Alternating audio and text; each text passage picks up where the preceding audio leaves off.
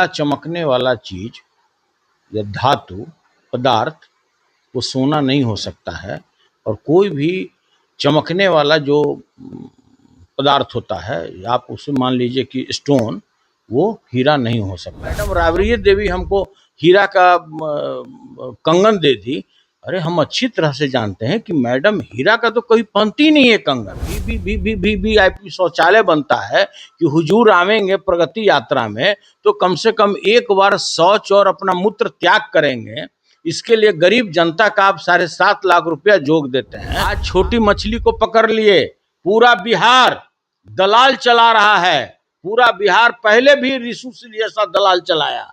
इससे आप बिहार के जनता को कम मुक्ति दे रहे हैं। हम उनको सलाह देना चाहते हैं कि आप भी कृपया अपने आंख का इलाज जाकर के एम्स में करा लीजिए, जैसे आपने अपने हार्ट का दूसरे प्रदेश में कराया, आप भी बिहार में नहीं कराया। Engineer Nishant, engineer Nishant, engineer Nishant लगा कि बाप रे, विवेकानंद को उठा के ले आए।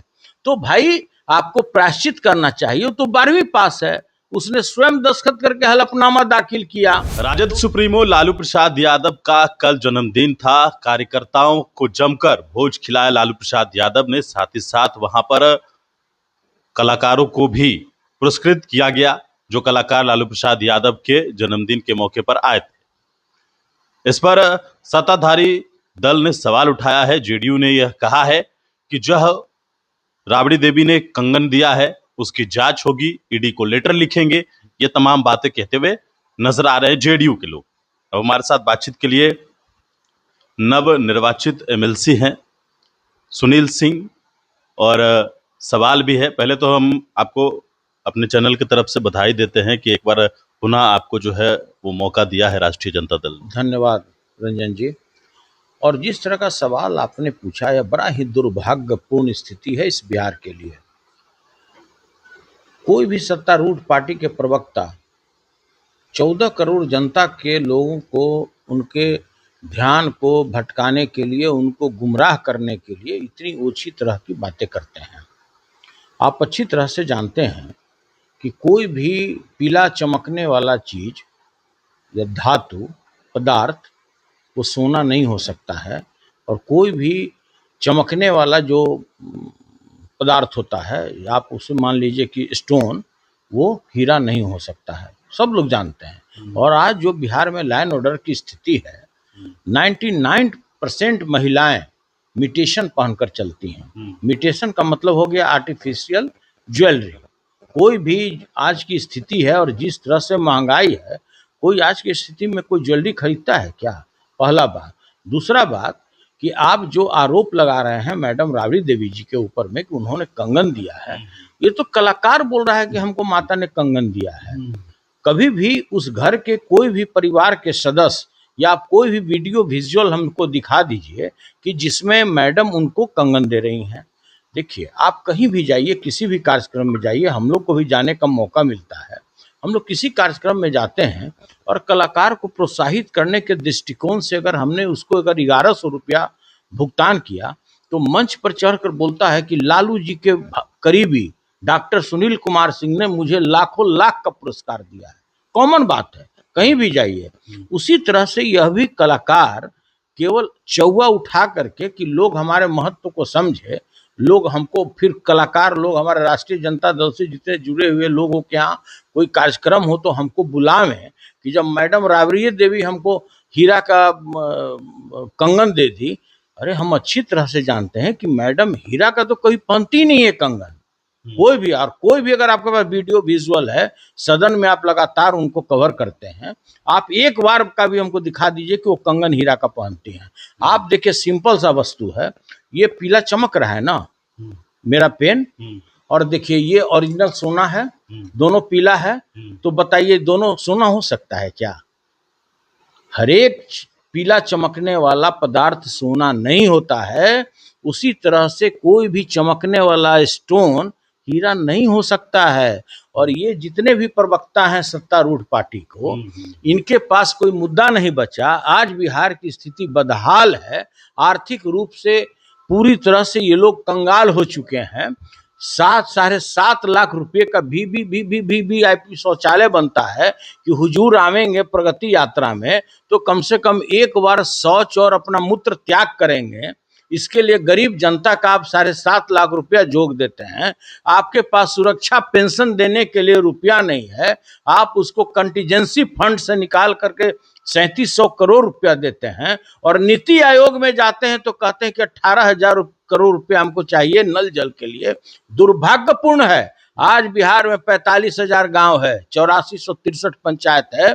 किसी भी पंचायत किसी भी गांव में जाइए, अगर 10-20% भी अगर वहां का नल जल और टोटी से अगर पानी गिरता हो तो हम कोई भी सजा भुगतने के लिए तैयार हैं।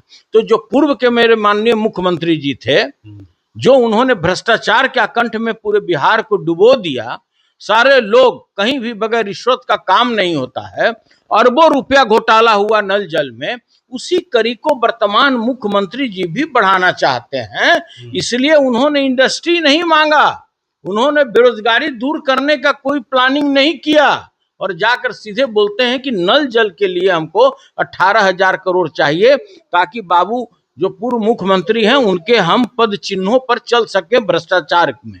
तो देखिए मुद्दा यह है कि जो 1,70,00,000 महिलाओं को आपने 10-10 हजार रुपया भुगतान किया, आश्वासन देते हुए कि 1,90,000 रुपया जस्ट चुनाव के बाद आपको भेजा जाएगा आपके खाते में, वो कब जाएगा हम लोग ये जानना चाहते हैं। और ये मुद्दा है कि किसानों के साथ लगातार जो आप छल कर रहे हैं, उसके साथ आप उसका जो उत्पाद है उसको आप न्यूनतम समर्थन मूल्य पे कब लेने जा रहे हैं।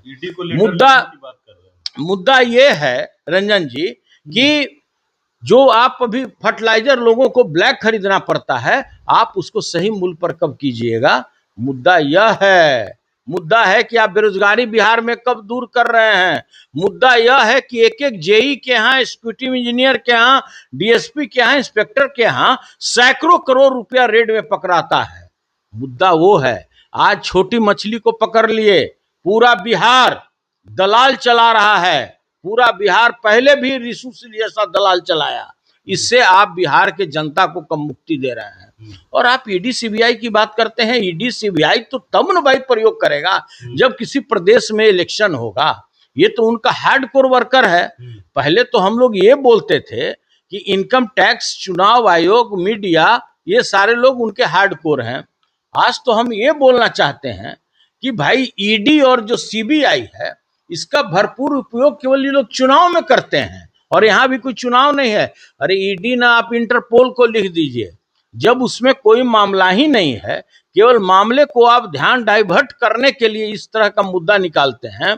मुद्दा है बेरोजगारी, मुद्दा है यहाँ पे किसान, जो भ्रष्टाचार है मुद्दा है, जिस तरह से महिलाओं का शोषण हो रहा है मुद्दा वो है, जिस तरह से आपका विधि व्यवस्था बिगड़ा हुआ है मुद्दा वो है। मुद्दा अंगन और कंगन नहीं है। और कोई उनके फैमिली का कोई सदस्य का आप एक विजुअल दिखा दीजिए जिसमें कलाकार को कंगन देते हुए दिखाई दे रहा हो।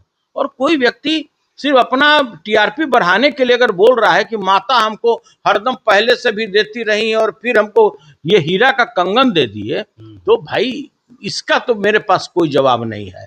और जो माननीय प्रवक्ता लोग हैं, विद्वान प्रवक्ता लोग, हमारे भाई लोग, मेरे प्रिय भाई लोग, हम उनको सलाह देंगे कि जिस तरह से आपके मुख्य सचेतक अपने आंख का इलाज दिल्ली एम्स में कराए, क्योंकि उनको यहाँ के अस्पतालों पर भरोसा नहीं था, यहाँ के डॉक्टरों पर भरोसा नहीं था। उनके जो पूर्व के मुख्यमंत्री हैं वो भी अपना आंख के इलाज कराने के लिए जाते थे हम, तो हम उनको सलाह देना चाहते हैं कि आप भी कृपया अपने आंख का इलाज जाकर के एम्स में करा लीजिए, जैसे आपने अपने हार्ट का दूसरे प्रदेश में कराया, आप भी बिहार में नहीं कराए।